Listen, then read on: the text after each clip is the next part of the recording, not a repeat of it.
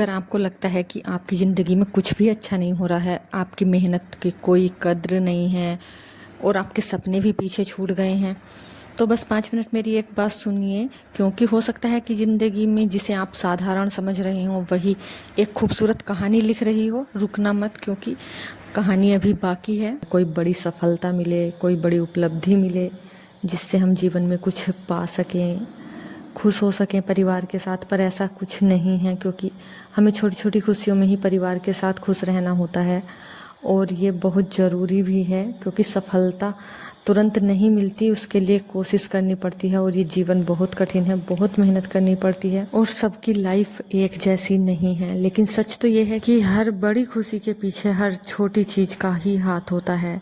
हर बड़ी खुशी हर छोटी चीज़ में छुपी होती है, जिसे हमें बस उसे देखने का नज़रिया चाहिए होता है। और सुबह जल्दी उठना, अपने घर को संभालना, परिवार के लिए खाना बनाना, पूरे घर की जिम्मेदारी और थक जाने के बाद मुस्कुराते रहना और दूसरों का ध्यान रखना किसी भी महिला के लिए छोटी बात नहीं है। जैसे कि मेरे दिन की शुरुआत सुबह ब्रह्म मुहूर्त से होती है और घर के सारे काम करने के बाद फिर मैं नहाकर रेडी हो गई थी और मैंने पूजा भी कर ली है। और पूजा करने के बाद फिर मैंने पक्षियों को दाना पानी दिया और फिर सूर्यदेव को जल चढ़ा दिया था। सुबह सवेरे सूर्योदय के टाइम पर सूर्यदेव को जल अर्पित करना बहुत ही शुभ माना जाता है। हम अक्सर दूसरों के जीवन को देखकर खुद को कम समझने लगते हैं, पर ऐसा नहीं है। हमें लगता है कि सामने वाला आगे निकल गया है और अभी हम वहीं के वहीं खड़े हैं, पर ऐसा हमें बिल्कुल भी नहीं सोचना चाहिए। क्योंकि सबका अपना अलग नज़रिया है जीवन को देखने का, बदलने का। हर इंसान की लाइफ अलग है, हर इंसान का रास्ता भी अलग है।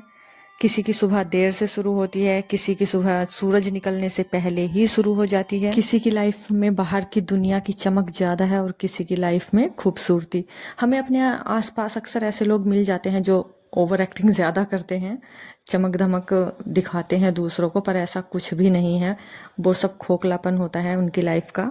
चाय बना ली थी नाश्ते के लिए सुबह और पापा जी के लिए बना दी थी पानी के हाथ की रोटी, क्योंकि मुझे मूंग दाल का चिल्ला बनाना है जो कि पापा जी नहीं खाते हैं। यहाँ पे मैंने मूंग और चावल रात ही भिगोकर रख दिए थे नाश्ते के लिए, और अब मैं नाश्ते में मूंग और चावल का जो है चिल्ला बनाऊंगी और कुछ मूंग मैं कपड़े में बांध कर रख दूंगी, जिसके मुझे स्प्राउट बनाने हैं और ये बहुत ही हेल्दी होते हैं। हम जिस जगह हैं, जहाँ हैं, हमें वहीं से आगे बढ़ना चाहिए। हो सकता है कि हमारी ज़िंदगी बिल्कुल भी वैसी ना हो जैसी हमने सोची थी।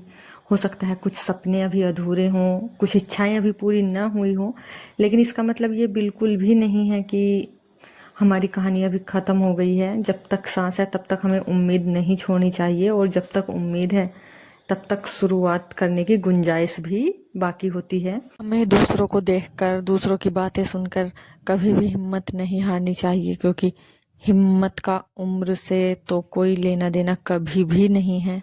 उम्र कोई भी हो, हमें अपने लिए थोड़ा टाइम तो निकालना ही चाहिए।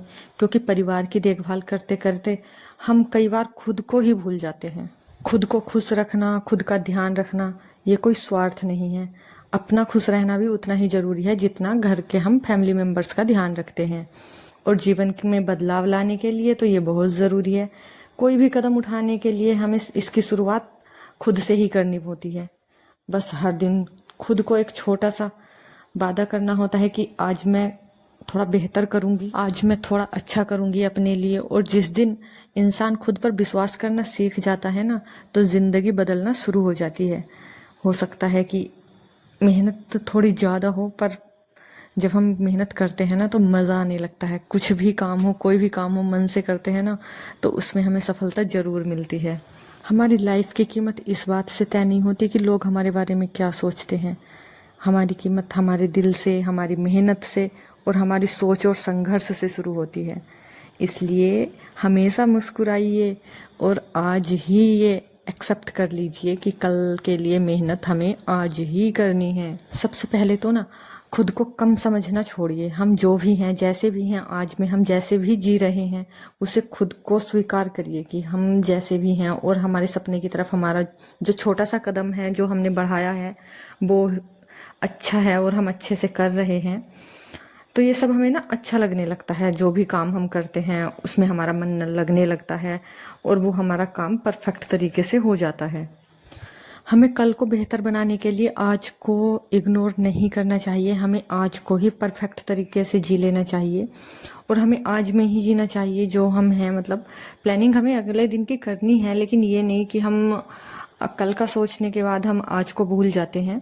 पर ऐसा हमें बिल्कुल भी नहीं करना चाहिए, क्योंकि ज़िंदगी खूबसूरत एक बड़े दिन से तो कभी भी नहीं बनती है और इसकी जो है शुरुआत हमेशा ही एक छोटे छोटे कामों से मिलकर बनी होती है। हमारी यही कोशिश जिंदगी की सबसे बड़ी कहानी लिख रही होती है और बस चलते रहिए और खुश रहिए, विश्वास रखिए खुद पर और खुद पर यकीन कभी मत खोइए। हमेशा ही अपना यकीन खुद पर और भगवान पर हमेशा बनाए रखिए, क्योंकि भगवान जो चाहते हैं ना और उन्होंने हमारे बारे में जो सोचा है वैसा ही होता है, बस हमें करना होता है।